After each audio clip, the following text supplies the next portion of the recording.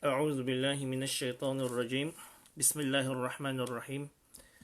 الحمد لله رب العالمين، والصلاة والسلام على رسول الله المبعوث رحمة للعالمين. وبعد، السلام عليكم ورحمة الله وبركاته. Mga kapatid sa pananampalatayang Islam, ngayon po ay tatalakayin natin ang tinatawag na al-khusyu'. Ang ibig sabihin ng khusyu' ay ang totoo at tunay na pagkatakot kay Allah subhanahu wa ta'ala. At tandaan po natin mga kapatid na ang tinatawag na khusyu' ay hindi lamang sa sala, kundi maging sa kahit na anong uri ng mga gawaing pagsamba. Subalit sa topic na ito, tatalakayin natin ang khusyu' more on sala, sapagkat alam natin mga kapatid na ang sala ay napaka-importante. Isa ito sa mga pinakamahalagang gawain o ibada na dapat magampanan ng isang Muslim. So bago tayo pumasok sa ating topic, gaano ba kahalaga? Tatalakayin muna natin kung gaano kahalaga ang tinatawag na as-sala. Ang ibig sabihin, ang sala, ito ay ang nagiging pagitan o nagiging communication ng alipin sa kanyang tagapaglikha. So, napakaswerte natin at tayo ay binigyan o inubliga ng Allah subhanahu wa ta'ala ng isang gawaing pagsamba na kung saan ang gawaing pagsambang ito ay nagiging communication natin diretso sa Allah subhanahu wa ta'ala. Ito ay hindi kagaya ng zakah, ng hajj o ng umrah o ng Ramadan, ng pag-aayuno sa buwan ng Ramadan. Kakaiba ang sala mga kapatid, sapagkat unang-una, ang sala, ito lang yung nag-iisa na gawaing pagsamba na inubligan ng Allah subhanahu wa ta'ala sa kanyang alipin na doon niya inubliga sa kalangitan nung maganap ang Mi'raj ng mahal na propeta sallallahu alaihi wasallam, kung saan, kung matatandaan natin ang kwento ng Isra wal Mi'raj, ang kwento ng mahal na propeta sallallahu alaihi wasallam, nung siya ay galing sa Makkah at pumunta siya sa Jerusalem, at yun ang sa Masjid al-Aqsa, at yun ang tinatawag na al-Isra. At ang tinatawag na Mi'raj ay yung pag-akyat ng mahal na propeta sallallahu alaihi wasallam doon sa kalangitan kasama si Anghel Gabriel sa gabing yon mismo. So sa pag-akyat nila, sa pagpunta nila sa kalangitan, doon mismo sa oras na iyon ay inubligan ng Allah subhanahu wa ta'ala ang tinatawag na as-sala. Bakit kailangan natin o bakit mahalaga sa atin mga Muslim ang tinatawag na sala? Una, ito ay ang sala ang unang-unang ihahatol sa atin o di kayo tatanong sa atin sa kabilang buhay.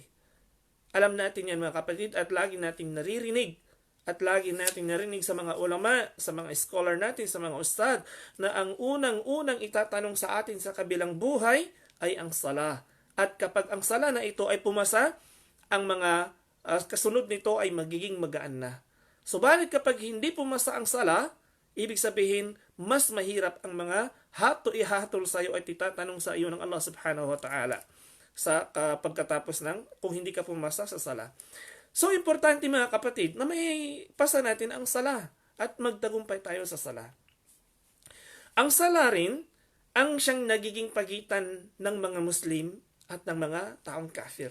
Yung mga taong hindi nagdadasal, yung mga taong hindi sumasamba at hindi kumikilala sa Allah subhanahu wa ta'ala, sila ay tinatawag na kafir, hindi sila Muslim.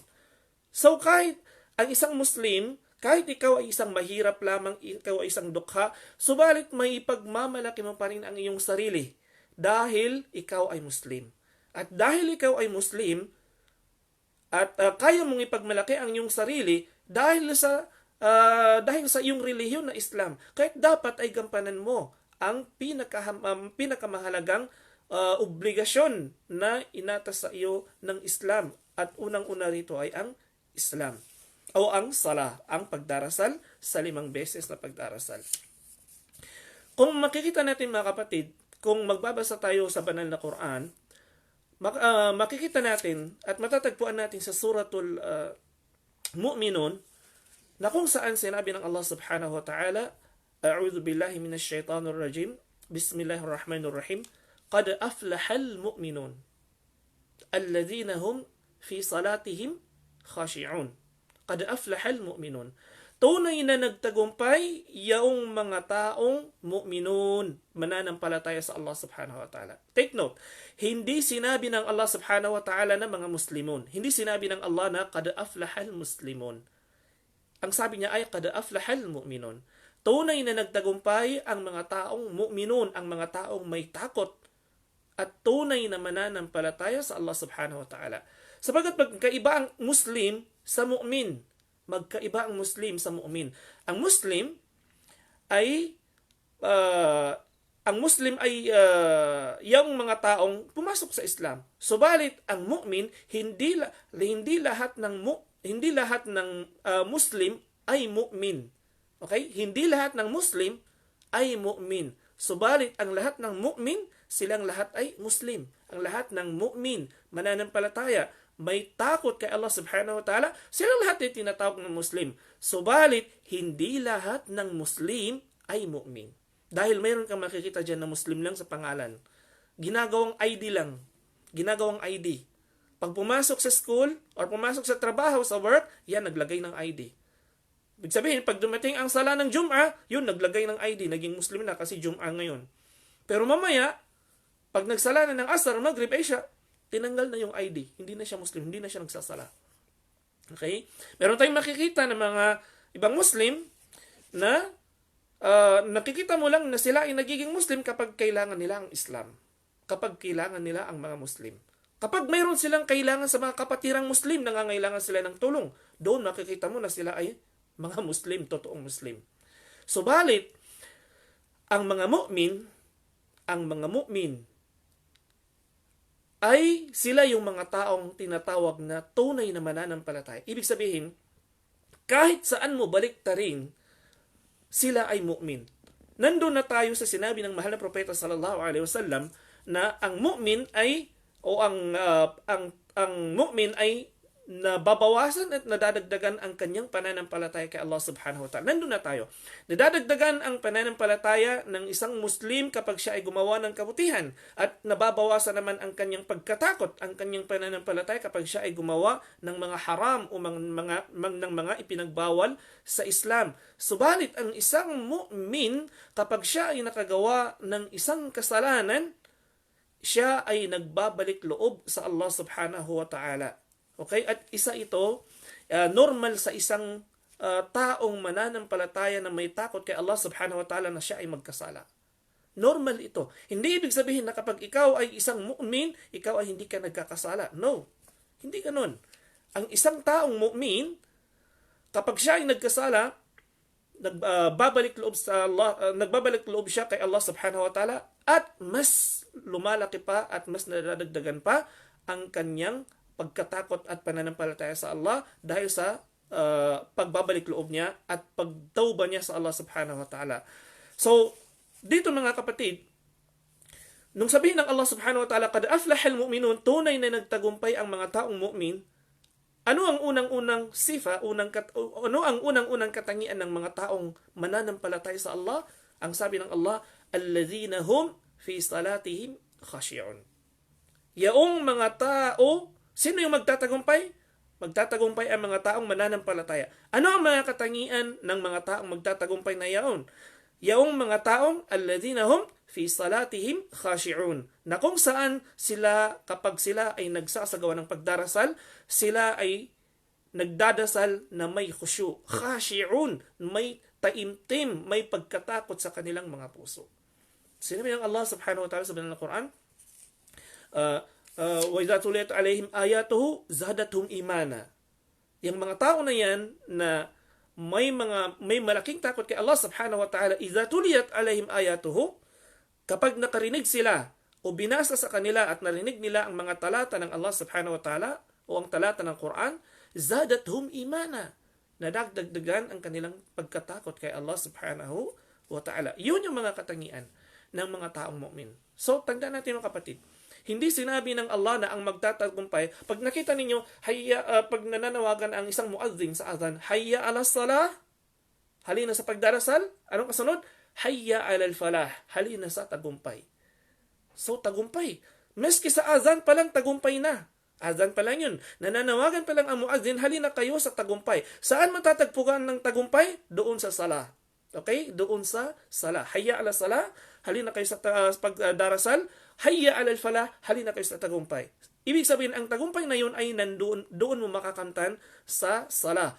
Ito man ay tagumpay dito sa mundo o tagumpay sa kabilang buhay. Ngayon, kung sa sala natin ay hindi tayo papasa, kung sa sala natin ay hindi tayo papasa sa ating pagdarasal, hindi tayo magiging kabilang sa mga taong mu'min na sinabi ng Allah subhanahu wa ta'ala na sila yung mga alladhina hum fi salatihim khashi'un. Sila yung mga taong may khusyu, may taimtim at may pagkatakot sa kanilang pagdarasal. Sila yung mga taong magtatagumpay na sinabi ng Allah sa banal na Quran. Kaya kailangan natin ng khusyu sa sala, mga kapatid.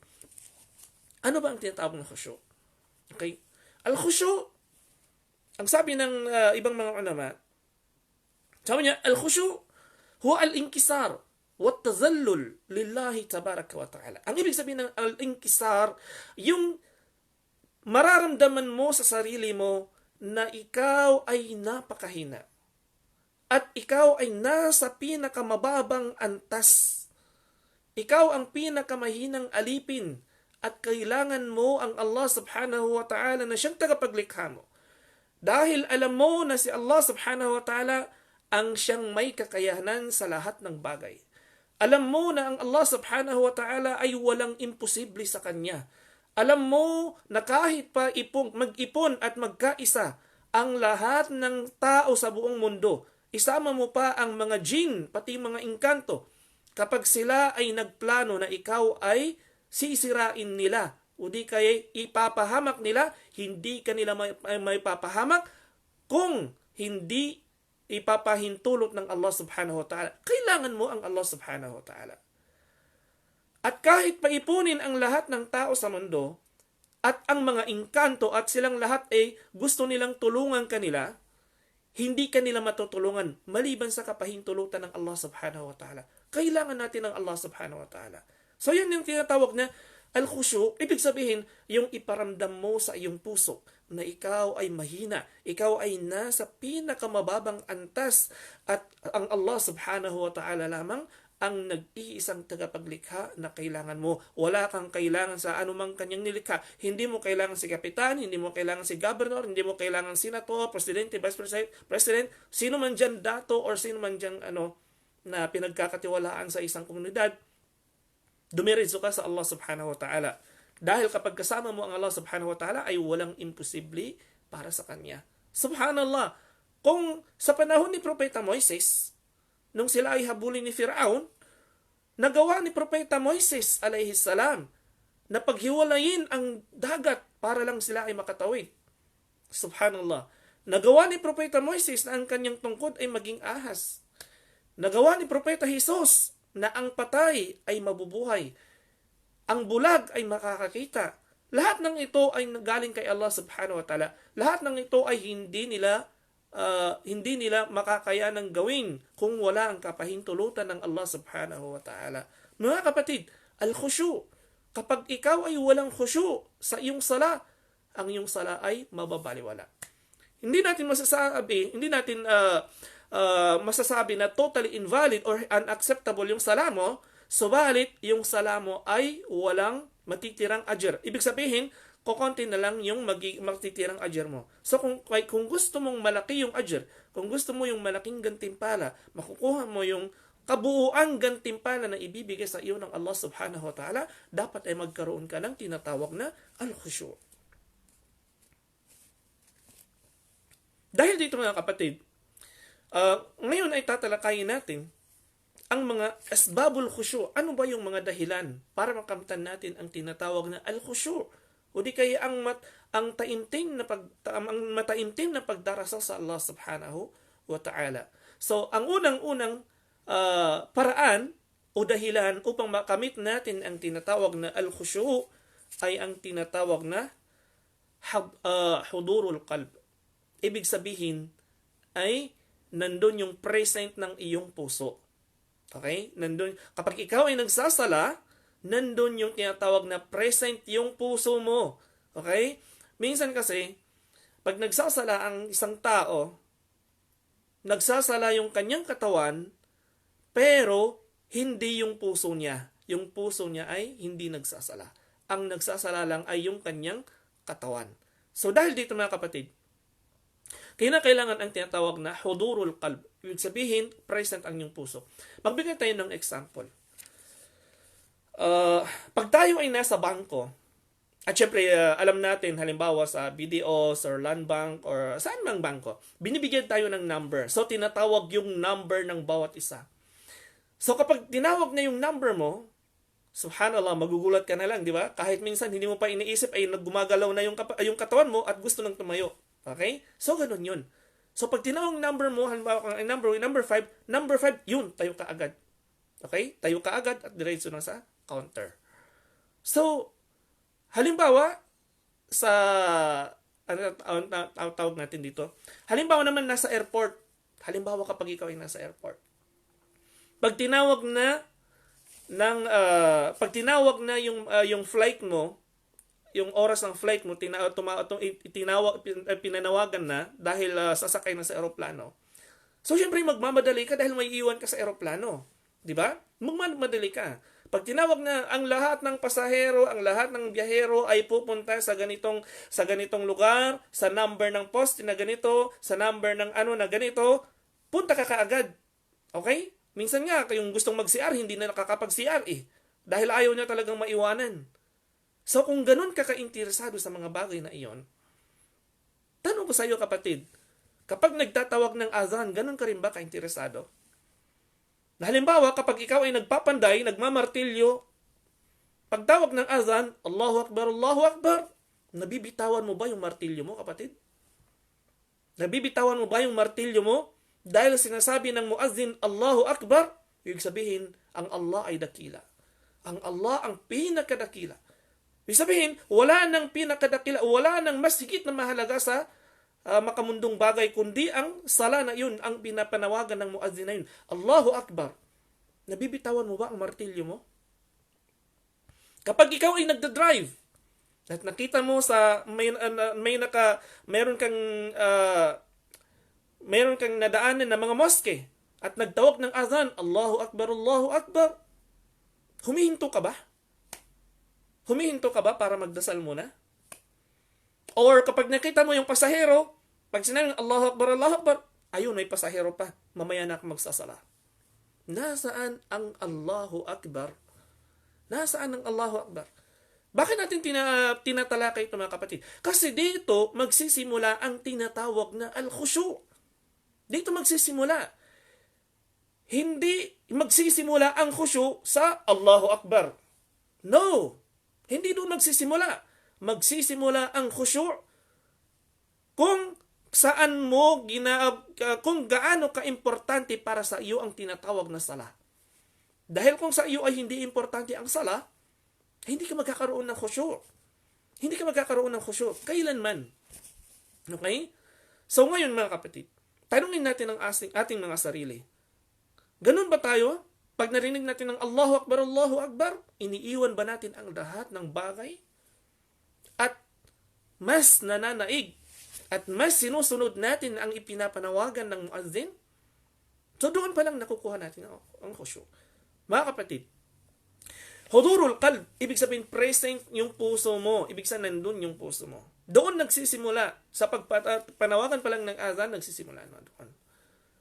Pagkatapos doon ay sa pagwudu. Sa pagwudu. Maski sa pagwudu, mga kapatid. Hindi mo pa takbiratul ihram. Doon pa lang sa pagwudu. Dapat pag nagwudu ka, dapat ipinaparamdam mo sa iyong sarili, sa iyong puso, na ang ginagawa mong itong wudu ay para sa Allah subhanahu wa ta'ala. Dapat ay alam mo at dapat na paghusayan mo yung wudu. Hindi yung nagwudu ka ng tapos para ka nang naliligo at nagmamadali ka pa. Ha? Hindi. Dapat paghusayan mo ng wudu. Hindi mo ba naaalala ang sinabi ng mahal na propeta sallallahu alaihi wasallam na kung saan yung mga taong nagwudu, ang bawat patak ng tubig na lumalabas sa pinakadulo ng kanilang mga kuko ay lumalabas at sumasama doon ang kanilang mga kasalanan. So kung nagmamadali ka, paano na?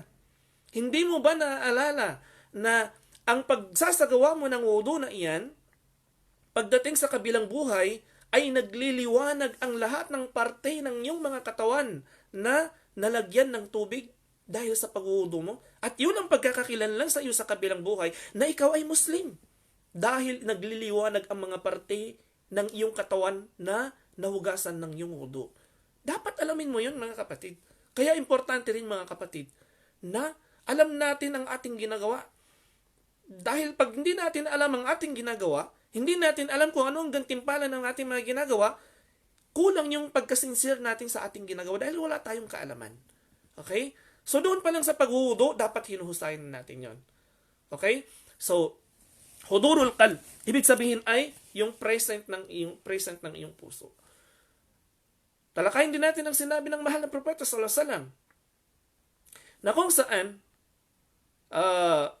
kapag ikaw ay nagwudu, ang sabi ng mahal na propeta, ma min imri'in muslimin tahduru salatan maktubatan fayuhsinu wudu'aha wa khushu'aha wa ruku'aha. Okay? Wala ang sabi niyang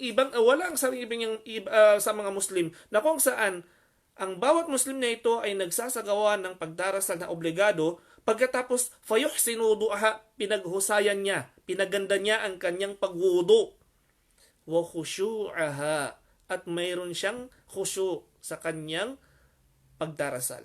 Wa ruku'aha, pinaganda niya ang kanyang pagruruku, ang kanyang pagyuko. Hindi siya nagmamadali. Illa kanat kafaratul lima qablaha min adh-dhunub.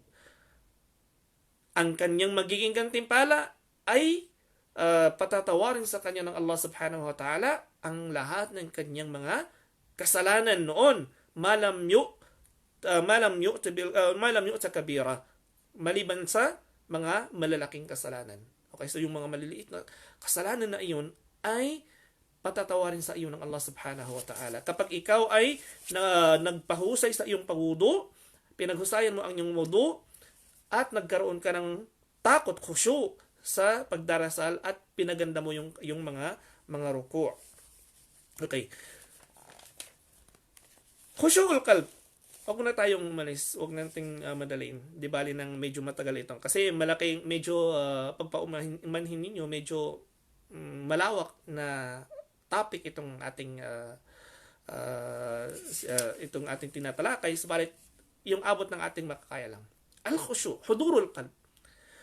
Mayroon kang makikita, mga kapatid, kung i-compare mo, mayroon kang makikita na dalawang nagdadasal, halimbawa sa isang saf, sa pinakaunang saf. Alam natin na sa mga kalalakihan, ang magkakaroon ng mas pinakamalaking gantimpala ay yung nasa unang saf mismo. Okay. So sa unang saf na ito, sa mga kalalakihan, makikita natin na mayroong dalawang lalaking nagdadasal. Isang sala, kapareho ng sala, halimbawa fajr, dalawa sila nagwudu, dalawa sila nagsala, hindi sila na late. Yung imam, isa lang yung kanilang imam, subalit yung pagitan ng kanilang gantimpala ay kasing lawak o kasing laki ng pagitan ng langit at lupa. Ganon kalaki ang pagitan ng kanilang gantimpala. Saan nagkakaiba? Bakit si ano ay mas malaki ang gantimpala? Si ano ay wala. 5%, 10%. Bakit ganon? Dahil sa hudurul qalb. Dahil sa tinatawag nating al-khushu' fi salah. Minsan nakikita natin, pagbabasa pa lang ng imam na, Alhamdulillahi Rabbil Alamin. Yung isang brother, nakatabi mo sa sala, nangingiyak-ngiyak na hindi mo malaman kung bakit siya umiiyak. Wala namang nakakaiyak. Tapos sasabihin mo sa sarili mo, wala namang nakakaiyak sa sinasabi ng imam. Para sa iyo, hindi nakakaiyak. Pero para sa kanya, nakakaiyak yon. Alhamdulillahi Rabbil Alamin. Alhamdulillah, Ang lahat ng papuri ay sa Allah subhanahu wa ta'ala. Alhamdulillah, dahil ako ay binigyan niya. Okay, itong nasa isip niya, kaya siya naiyak.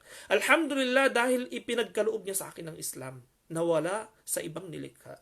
Alhamdulillah, napakalaking biyaya na ako ay isang Muslim. Napakalaking biyaya na naitataguyod ko ang araw-araw na pagdarasal. Alhamdulillah, ito ang magsisilbing daan ko o susi ko para sa pagpasok sa paraiso. Samantalang yung isa, parang wala lang. So doon mga kapatid.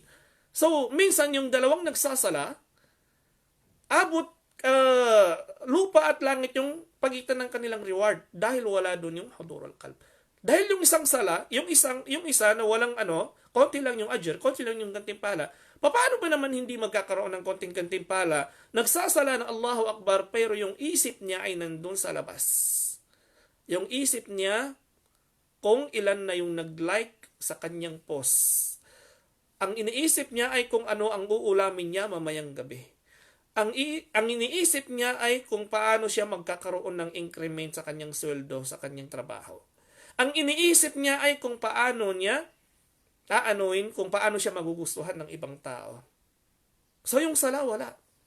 So dahil dyan mga kapatid, doon nagkakaroon ng malaking agwat sa reward. Pangalawa mga kapatid ay ang al-isti'dadu lis-salati wat tahayyu'i laha. Ibig sabihin, kailangan pag nagdadasal, bago pa lang dumating yung azan, dapat ikaw ay nagpiprepare na. Okay? Kung halimbawa, kung ikaw ay imam, ikaw ay nagpiprepare na, bago mag-azan, ikaw ay nagpiprepare na ng yung babasahin sa sala, at yung dadamitin mo, na plansa ba o hindi na plansa? Okay lang hindi na plansa. Wala namang dyan, importante tao dyan eh. Subhanallah. Hindi ba importante sa iyo ang sala? Hindi ba importante sa iyo na ang magiging kaharap mo ay Allah subhanahu wa ta'ala? Mas importante ba sa iyo na ang maging kaharap mo ay si Mayor? Pinapaganda mo ang iyong suot? Dahil bakit? Kasi papasok ako sa Malacanang. So, magdadamit ako ng yung damit na kaaya-aya at presentable. Ay bakit sa sala? Bakit hindi ka presentable? Bakit sa sala? Bakit kapag pumapasok ka sa sala minsan hindi ka pa nakapag-toothbrush nagsasala ka na? Pero sa ibang tao na hindi mo kayang makipag-usap nang hindi ka nakapag-toothbrush dahil mahihiya ka. Pero bakit sa sala ang kausap mo at ang kaharap mo ay ang tagapaglikha, si Allah subhanahu wa ta'ala, na kung saan siya lang naman yung nagbibigay sa iyo sa iyong mga kinakain sa araw-araw. Siya lang naman yung nagbibigay sa iyo sa iyong inom-inom. Siya lang naman, ang Allah subhanahu wa ta'ala lang naman, na hindi mo kung saan ay hindi mo binibigyan ng pansin kapag ikaw ay nakikipagharap sa Kanya, ay siya lang naman yung nagbibigay sa iyo ng iyong paghinga sa araw-araw. Libreng paghinga. Hindi katulad ng nasa hospital na naka-oxygen. Na bawat minuto at bawat oras ay mayroong fatura, mayroong resibo. Bakit hindi ka nagpi-prepare kapag kapag ikaw ay ang kaharap mo ay Allah subhanahu wa ta'ala? Hindi ba tayo nahihiya niyan? Subhanallah. Minsan yung iba, kapag sa sala, kahit gusot-gusot ang damit, kahit paulit-ulit yung damit, pero kapag nakikipagkita sa ibang tao na importanteng tao dito sa mundo, kapag siya nakikipagkita sa importanteng tao or sa mahal niya sa buhay, or sa stranger na hindi niya kilala, na gusto pa lang niyang kilalanin, subhanallah, siguro kahit bigyan mo ng isang malitang damit, oras-oras siguro yan ay magpapalit ng damit.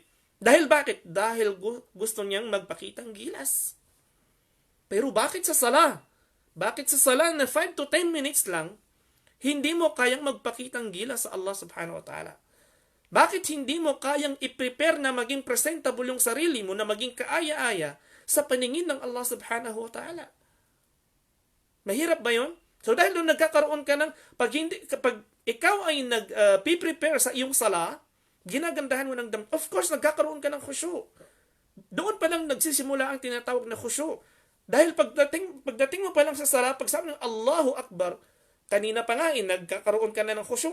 Saan yung khusyu? Yung sa pagdadamit mo. Dahil ang pagdadamit mo, ang intention mo doon ay para sa Allah. Hindi para sa sino mang tao. So doon pa lang pumapasok ng khusyu'. Kaya sinabi ko kanina, ang khusyu' ay hindi lang sa sala. Maski sa labas ng sala, nagsisimula na ang khusyu'. So, ano pa? وَيَحْصُلُ بِالتَّكْبِيرِ laha. So dapat, kung sa opisina, ay hindi mo kayang malate, okay? Natatakot ka na malate sa opisina. Kung sa opisina ay natatakot ka na malate dahil baka bawasan yung sweldo mo, ay bakit hindi ka natatakot na malate kapag sa sala? Na baka mabawasan yung gantimpala mo. Hindi mo ba nabasa o narinig ang sinabi ng Allah subhanahu wa ta'ala, فَوَيْلٌ لِلْمُصَلِّينَ. Katotohanan sabi ng Allah na ang impyerno na tinatawag na wail ay para sa mga taong nagdadasal. Sino yun? Alladhina hum fi salatihim khashi. Ay alladhina hum an salatihim sahun. Sila yung mga taong Muslim na nagdadasal, subalit yung dasal nila ay ipinaghuhuli nila sa hindi tamang oras. Nililate. So kung sa opisina, ayaw mong malate dahil ayaw mong mabawasan ang sweldo mo. Ayaw mong sabihin sa iyo ng iyong boss na ikaw ay hindi maayos na magtrabaho. Pero bakit hindi mo gawin sa dasal, sa iyong sala? Na kung saan ang Allah subhanahu wa ta'ala mismo ang iyong kaharap. So dapat dapat abutan mo yung takbiratul ihram. Meron mga kapatid, pag nagtatawag ng azan, Allahu Akbar, Allahu Akbar, Allahu Akbar, Allahu Akbar. Hindi pa, wala pa. Hindi pa nagwudu. Saka yan magwudu pag sinabi ng kaduqamatis sala, kapag nag-start ng mag-iqama. Saka sila magwudu. And then pagdating doon, ito ang pangatlong dahilan para makamit natin ang tinatawag na al-khusyu'. Ang ibig sabihin nito ay pag sinabi ng Allah, pag nag-start na yung pagdarasal, dapat ay malumanay ka at hindi ka nagmamadali pumunta sa masjid. Dahil bakit?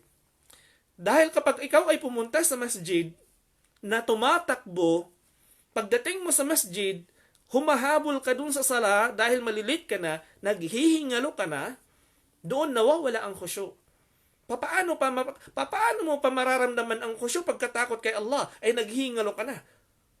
Paano? Imposibleng magkakaroon ka ng khusyu'.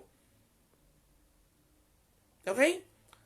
So yung puso mo, napakalakas ng tibok ng puso mo at napakabilis, pero hindi dahil sa khusyu', kundi dahil sa paghingal, dahil sa sobrang pagod mo. So pangatlo sa dahilan na makamtan natin ang khusyu' ay yung maaga tayong pumunta sa masjid at hindi dapat na tayo ay tumakbo o magmadali kapag tayo ay pumunta sa masjid. So pang-apat, at-tuma'ninatu fi salah. At-tuma'ninatu fi salah. Ang ibig sabihin nito ay maging malumanay ka. Slowly kapag ikaw ay nagdarasal. Hindi yung para kang tumutukang manok. Okay? So, isang araw, may isang lalaki, sa panahon ng mahal na propeta sallallahu alaihi wasallam, may isang lalaki na nagsala. Pagkatapos niyang magsala, ang sabi ng mahal na propeta sallallahu alaihi wasallam, sabi niya, ulitin mo ang iyong pagdadasal dahil hindi ka nakapagdasal. Inulit na naman niya. Pagkatapos niyang magdasal ng pangalawang beses, sabi ng mahal na propeta, ulitin mo ang iyong sala dahil hindi ka nakapagdasal. Hanggang sa pangatlong beses. Nung matapos na yung pangatlong beses na pagdarasal, sabi niya, Ya Rasulullah, paano pa pala magdadasal? Paano bang pamaraan ng pagdarasal? So anong sabi ng mahal na propeta sallallahu alaihi wasallam? Sabi niya, kapag ikaw ay nagdadasal, kailangan yung tuma'nina. Hindi yung Allahu Akbar, Allahu Akbar. Sabi niya, Allahu Akbar, Allahu Akbar, Allahu Akbar. Subhanallah.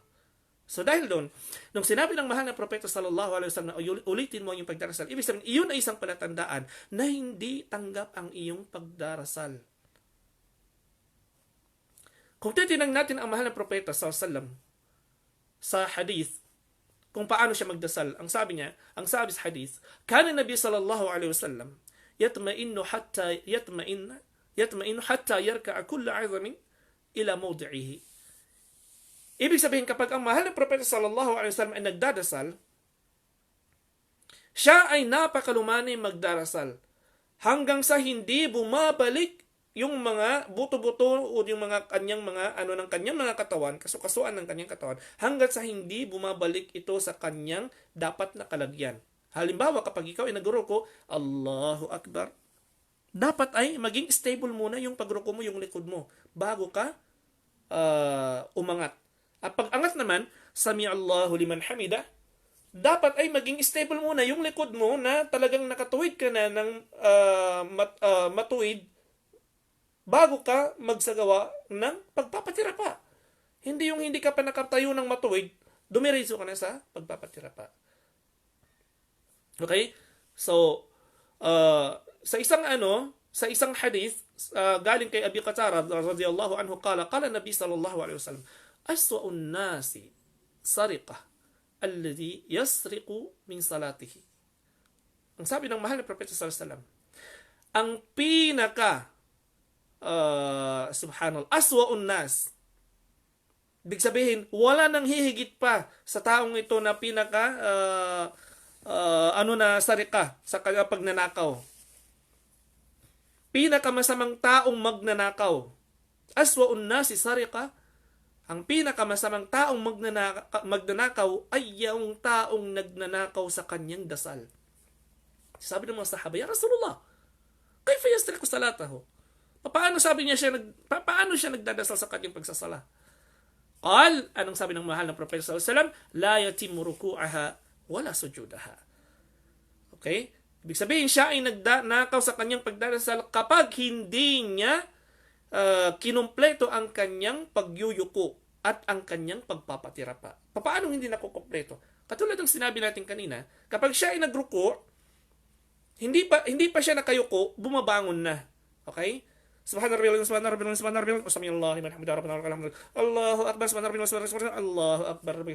Subhanallah. Hindi pa niya, kumbaga hindi pa nakukumpleto yung kanyang pagruruko at ang kanyang pagpapatira pa, ay nagte-transfer na siya sa ibang gawain.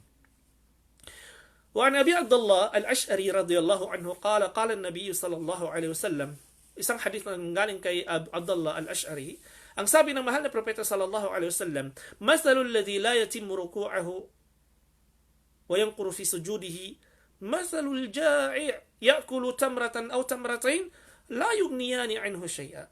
Ang sabi ng mahal na propeta sallallahu alaihi wasallam sa isang hadith,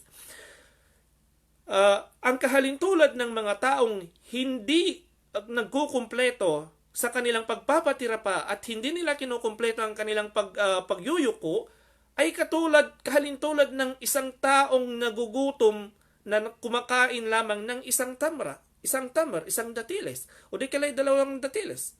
Hindi siya nabibigyan ng hindi siya nabubusog. So, parang wala lang. So, ganun sabi niya, yung mga taong hindi nila kinukumpleto, walang tumanina yung kanilang pagdarasal. So, number 5, medyo tayo inshallah, number 5, isa sa mga dahilan na upang makamit natin ang tinatawag na khusyu' o ang taimtim at may takot sa pagdarasal ay ang tinatawag na tadhakkurul maut fi salah. Kapag inaalala natin ang kamatayan sa oras ng ating pagdarasal. Ibig sabihin, so sa oras ng iyong pagdarasal, ang inaalala mo ay ang iyong salah, ay ang inyong kamatayan. Liqawli Nabi sallallahu alaihi wasallam, uzkuril mauta fi salatik, فإن الرجل إذا ذكر الموت في صلاته لحر أن يحسن صلاته. Sabi ng propeta Muhammad sallallahu alaihi wasallam, kapag ikaw ay nagdadasal, dapat ay alalahanin mo ang iyong kamatayan. Okay? Isipin mo na ikaw ay mamamatay. What if ito na ang iyong huling sala? Ano ang hihilingin mo sa Allah subhanahu wa ta'ala? What if ito na ang huling sandali? Ito na ang pinakahuling sala. So siguro, dahil yun ang nasa isip mo, ito ng huling pagdadasal mo, mamaya hindi ka naabutan ng Maghrib, halimbawa, hindi ka naabutan ng Isha, subhanallah, siguro hindi ka matatapos magdadasal sa pagdarasal. Yung ruku mo pa lang na Subhana Rabbiyal Azim, Subhana Rabbiyal Azim, Subhana Rabbiyal Azim, siguro hindi 3 beses mo lang babasahin. Dahil bakit? Dahil ayaw mo nang tapusin ang iyong pagdarasal. Tandaan natin mga kapatid, na kapag namatay ang isang tao, okay, kapag siya ay nasa kabilang buhay na, okay, ibibigay niya ang lahat ng kanyang kayamanan para lang ipakiusap sa Allah subhanahu wa ta'ala na siya ay bumalik dito sa mundo para lang makapagsagawa ng isang pagpapatira pa. Para lang makapagsagawa ng isang sala o na isang isang pagpapatira pa, mga kapatid. So tayo, nasa mundo tayo, nandito sa atin, hawak natin ang lahat ng oras. Minsan nagdadasal na lang tayo, pagkatapos natin magdasal, alis na kaagad, wala nang tasbih. Okay? Hindi nagsasala ng sunnah. Samantala, yung mga taong nasa kabilang buhay na ay ipagpapalit nila ang lahat ng kanilang ari-arian o anumang kaya nilang gawin para lang maibalik dito sa mundo. Para lang makagawa ng isang pagpapatira pa. Sabi ng mahal na Propeta sallallahu alaihi wasallam, "Udhkur al-maut fi salatika fa inna ar-rajula idha dhakara al-maut fi salatihi laharra an yuhsina salatahu." Sabi niya, alalahanin mong yung kamatayan kapag ikaw ay nagdadasal, sapagkat yung isang taong inaalala niyang kanyang kamatayan kapag siya ay nagdadasal, laharra, sisikapin niya na mapabuti niya ang kanyang sala. At ito ay totoo, kapatid. وَصَلَّ صَلَاةُ رَجُلٍ لَا يَظُنُّ أَنَّهُ يُصَلِّي غَيْرَهَا. Ibig sabihin, magdasal ka ng kahalintulad ng pagdarasal ng isang tao na kung saan ay walang kahalintulad yung kanyang pagdarasal. Ibig sabihin, pinaghusayan mo ng maigi yung pagdarasal mo na hindi kayang gawin o isagawa ng ibang tao. Ganun ka dapat magsala. At syempre, meron pang isang hadith na sinabi ng mahal na Propeta sallallahu alaihi wasallam. Sabi niya, "Idza qumta fi salatika." Ito ay isang wasiya ng mahal na Propeta sallallahu alaihi wasallam kay Abi Ayyub. Isang araw ay sinabihan ng mahal na Propeta sallallahu alaihi wasallam si Abi Ayyub. Sabi ng mahal na Propeta sallallahu alaihi wasallam, sabi niya, "Idza qumta fi salatika," sabi niya, kapag ikaw ay nagdadasal, fasalli salatan muwaddi'. Magdasal ka ng pagdarasal na para kang namamaalam. Magdasal ka na para kang namamaalam. Ibig sabihin, isipin mo sa sarili mo na iyon na ang huling pagdadasal mo. At doon, mga kapatid, ay makakamtan natin at doon lalabas ang tinatawag na khusyu' sa sala. Dahil wala kang ibang iniisip kundi ang kamatayan. Wala kang ibang iniisip kundi ang kabilang buhay. Wala kang ibang iniisip kundi ito na ang huling pagdarasal mo. Ang 6, kabilang din sa mga dahilan upang makamit natin ang tinatawag na al-khusyu' ay ang tinatawag na at-tadabburu fil ayatil maqru'ah wa baqiyatil adhkar as-salah wa at-tafa'ul ma'aha. Ibig sabihin ay ang pagmumuni-muni mo sa mga talata na binabasa ng imam o di kay binabasa mo mismo sa sarili mo. Anong sabi ng Allah? "Kitabun anzalnahu ilayka mubarakun liyadabbaru ayatihi wa liyatadhakkara ulul albab." Sabi niya, ito ang Quran anzalnahu ilayk, na ipinahayag namin sa iyo, mubarakun, na ipinagpala, liyadabbaru ayatihi, nang sa ganun ay mapagmuni-munihan mo ang mga talata nito. Wa liyadhakkara ulul albab, at ito ay mapag-alaala ng mga taong matatalino. Ulul albab, mga taong matatalino. So, mga kapatid, paano ba yan? Iba yung taong nagdadasal na hindi niya naiintindihan kung ano yung sinasabi niya, at yung mga taong nagdadasal na alam niya kung ano yung sinasabi niya sa pagdarasal. So, marahil sasabihin mo, Ustad, hindi ako nakapag-aral. Okay, hindi ka nakapag-aral. Pero at least kahit yung Suratul Fatiha lang, at least alam mo kung ano ang ibig sabihin. Pag sabi ng Alhamdulillahi Rabbil Alamin, at least alam mo ang ibig sabihin nito. Alhamdulillahi Rabbil Alamin. Ustad, hindi ako nakakaintindi ng Arabic. O may translation tayo Tagalog. May translation tayo Iranon. May translation na Maguindanao. Napakaraming ustad kung hindi mo alam. Okay? Huwag na natin kasing isisi yung katamaran natin. Okay? Na hindi natin alam.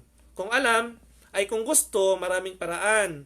Kung ayaw, maraming dahilan. Okay? Lagi natin nakikinig yan sa mga syabab. Kung gusto, maraming paraan. Kung gusto mong matuto, maraming paraan. Napakaraming ustad, nasa social media na. Hindi mo na kailangan pumunta sa madrasa. Kung nahiya ka mag-aral dahil over na yung edad mo, nasa social media. Napakaraming ustad na maaaring nating mapagtatanungan. Kung nahiya ka sa ustad dahil yung ustad ay medyo stricto at medyo may matanda, o maraming ustad dyan na medyo bata-bata pa, na medyo ka-age mo na hindi ka hindi ka nahiya sa kanya, pwede ka magtanong sa kanya. Okay? So, yan. Alhamdulillahi Rabbil Alamin. Ano yung sabihin? Alhamdulillahi Rabbil Alamin. Ang lahat ng papuri ay sa Allah subhanahu wa ta'ala. Rabbul Alamin na siyang Panginoon ng sanlibutan. Sanlibutan. Hindi Panginoon ng mga Saudi Arabia, ng mga Koreano. Sanlibutan. Ang mga engkanto at ang mga tao, ng mga anghel, ng lahat ng nilikha. Ar-Rahman Ar-Rahim. Ang mahabagin, ang maawain. Ano ang ibig sabihin ng Ar-Rahman? Ang Rahman, ito ay ang biyaya ng Allah subhanahu wa ta'ala sa lahat ng kanyang nilikha. Mapamuslim ka man o mapagkafir, o hindi ka mananampalataya. Ar-Rahim, ito ay ang awa ng Allah subhanahu wa ta'ala na exclusive lamang para sa mga taong mananampalataya. Ito ay ang pagpasok nila sa paraiso. Magkaiba ang Rahman, magkaiba ang Rahim. Malik Yawmiddin, ang hari sa araw ng paghukom. Iyyaka na'budu wa iyyaka nasta'in. Ya Allah, ikaw lamang ang aming hinihingian ng tulong. Ikaw lamang ang aming sinasamba. Ihdinas siratal mustaqim, ya Allah. Gabayan mo kami sa matuwid na landas. Siratal ladzina an'amta alaihim. Yung landas na kung saan ay pinagpala mo. Kinaluguran mo. Ghayril maghdubi alaihim. Hindi yung landas na kung saan ay pinagmanahan mo ng puot. Walad dallin, at hindi yung landas na kung saan ay landas ng mga taong mga nangaligaw. So dapat alam natin ito. Qul huwallahu ahad. Ano ibig sabihin ng Qul huwallahu ahad? Subhanallah. Lagi mong binabasa yan. At tadabburu fil ayat. Kailangan ay alam natin kung ano yung mga ibig sabihin na binabasa nating talata. Ang mahal na propeta sallallahu alaihi wasallam, every time na dumaraan siya sa isang talata na binabanggit ang paraiso, so hinihiling niya sa Allah subhanahu wa ta'ala, ya Allah, sana ay mapabilang ko sa mga taong sa mga paparaiso. At kapag nababanggit naman ng mga parusa sa impyerno, ay nag-isti'adha siya. Ibig sabihin, siya ay nagpapakupkup sa Allah subhanahu wa ta'ala na siya ay maproteksyonan laban sa kay Satanas at siya ay maproteksyonan sa naglalagablab na apoy sa impyerno. So, ganun dapat. Dapat alam natin yung binabasa natin. Kabilang din sa nakakapagpadagdag ng khusyu' o ng pagkatakot sa Allah subhanahu wa ta'ala, huwa ay tartilul qira'a wa tahsinus sawti biha. Ay yung pagpapaganda mo sa boses kapag ikaw ay nagbabasa ng sala o kapag nagbabasa ng Quran sa iyong sala. Hindi yung kapag Allahu Akbar, Bismillahirrahmanirrahim, Alhamdulillahi Rabbil Alamin, Ar-Rahmanir Rahim, Maliki Yawmiddin. Para kang nagtutula. Anong sabi ng Allah? Warattilil Qur'ana tartila, at basahin ninyo na magandang pagbabasa. Tartila, ibig sabihin ay papagandahan ninyo ang iyong boses. Alhamdulillahi Rabbil Alamin. Nagbabasa ka para kang nagbabasa ng ordinaryong libro. Para kang nagbabasa ng pocketbook. Yung mga mahilig sa pocketbook noon. Ngayon, hindi na pocketbook ang uso ngayon. Okay? So, ganun. Warattilil Qur'ana tartila. Sabi ng Allah, sinabi pa ng mahal na propeta sallallahu alaihi wasallam, zayyinul Qur'ana bi aswatikum fa inna as-sawta al-hasan yazidul Qur'ana hasana. Sabi ng mahal na propeta sallallahu alaihi wasallam ay gandahan ninyo ang pagbabasa ninyo ng Quran sa pamamagitan ng iyong pagpapaganda ng boses. Ustad, hindi magandang boses ko. Paano ba yan? Okay? Hindi naman ibig sabihin na magandang boses na para kang singer. Hindi. Pero dapat ay basahin mo, ang bawat tao ay merong kanya-kanyang pamamaraan ng pagbabasa. Ang importante doon ay nasa tamang tajwid ka. Ang sabi tajwid, okay, ibang topic na yan. Ibig sabihin, tama yung pagbabasa mo. At least yung mga harf, yung mga letters ng Arabic ay hindi magkakahalo-halo. Okay? Para hindi mabago yung ibig sabihin or yung meaning ng binabasa mo. Okay, zayyinul Qur'ana bi aswatikum, ibig sabihin ay pagandahan ninyo ang iyong pagbabasa ng Quran sa pamamagitan ng inyong mga boses. Fa inna as-sawta al-hasan, dahil ang magandang boses, okay, yung pagpapaganda mo ng yung boses sa pagbabasa ng Quran ay nakakapagpadagdag ito sa kagandahan ng Quran. Okay. So inshallah, kabilang din sa mga nakakapagpadagdag ng khusyu o ng pagkatakot kay Allah subhanahu wa ta'ala. At inshallah siguro ito na ang last. Marami pa. Actually, napakarami pa. Pero kinuha lang natin yung pinaka-importante at kailangan natin sa ating sa ating sitwasyon, sa ating napapanahon na sitwasyon ngayon. At kailangan pang pinakahuli inshallah ay ang at-tanwi'u fil ayati wal azkari wal ad'iyah fi shalah. Ibig sabihin ay dapat palit-palitan mo rin yung binabasa mong surah. Okay? At-tanwi'. Ibig sabihin kung ikaw ay may maraming naisaulo na surah, dapat ay i-apply mo yung lahat. Okay, may mga brothers and sisters na sinasabi niya, Ustad, bagong memorize ko lang, natatakot ako na baka magkamali ako kapag binasa ko.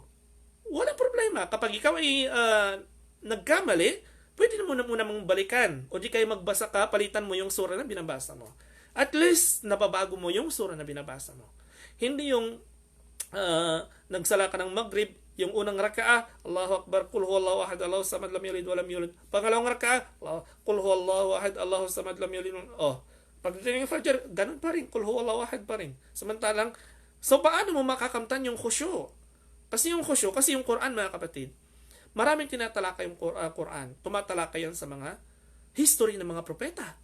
Sallallahu alaihi wasallam, alaihimussalam. History kung paano nilikha si Adam. History na napapaloob sa mga mirakulo ng mga propeta. Ano pa? History ng mga sinaunang tao. Kung paano sila winasak at kung paano nagtagumpay at kung paano na-save yung mga taong mananampalataya at paano napahamak yung mga taong hindi sumunod sa kanilang mga propeta. So, dapat ay baguhin mo. Yung history ni Propeta Yusuf alayhis salam, na kung saan ito yung pinakamagandang kwento na naitala sa Quran. Okay? Sinabi ng Allah subhanahu wa ta'ala sa banal na Quran na ahsanal qasas. Pinakamainam na kwento na nasa loob ng Quran, ang Surah Yusuf. So, habang pinapakinggan mo yung Surah Yusuf na binabasa ng imam or binabasa mo sa iyong sarili, at alam mo kung ano yung ibig sabihin ng yung binabasa, so nadadagdagan yung khusyu. Hindi mo maiisip kung ilan na yung dumating na notification sa'yo, hindi mo maiisip kung nag-reply na ba si nag-like na ba si ganito, or ano bang ulamin mamaya. Wala kang maiisip na ganun, dahil focus ka lang sa salah.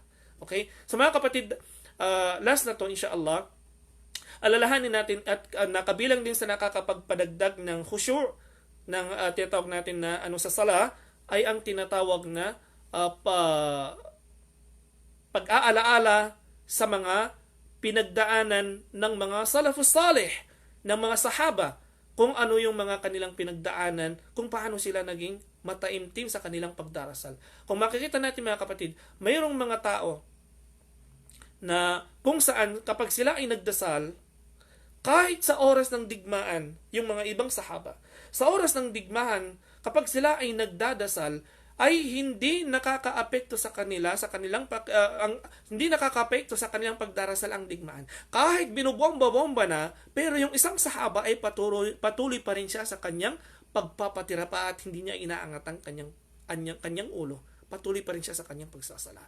Subhanallah. Meron pa isang kwento ng isang sahaba na kung saan ay nagkaroon siya ng sakit at yung sakit niyang yun ay lumalala sa kanyang paa.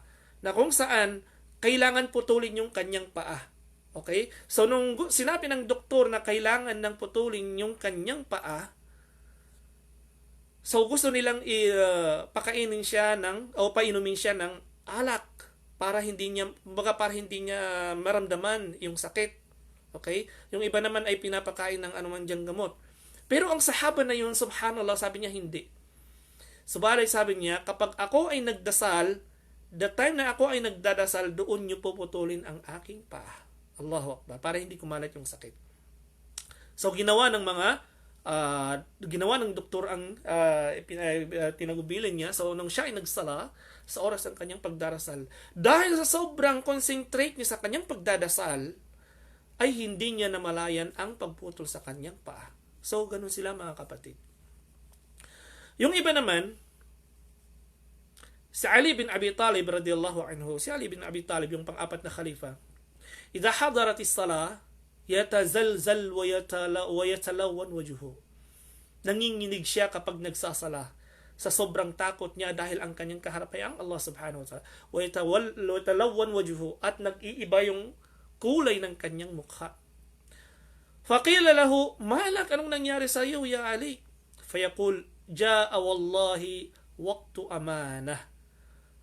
Amanatun aradaha Allahu ala samawati wal ardi wal jibal faabayna an yahmilnaha. Subhanallah. Inshallah last na ito.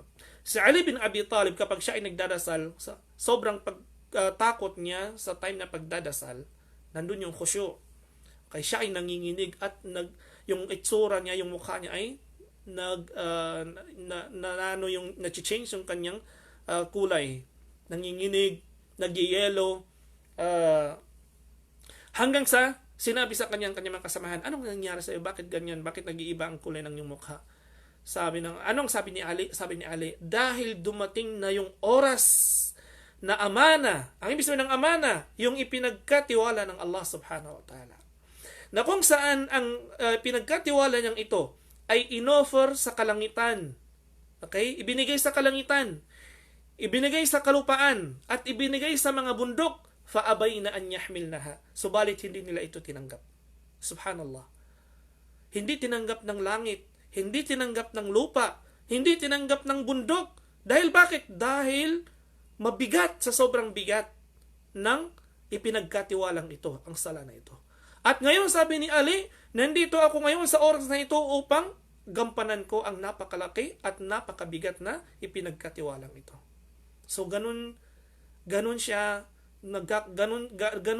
ganun kalaki ang kanyang khusyu kapag siya ay nagdarasal, si Ali bin Abi Talib. Sinabi ng Allah subhanahu wa ta'ala, "Aantum ashaddu khalqan am as-sama'u banaha?"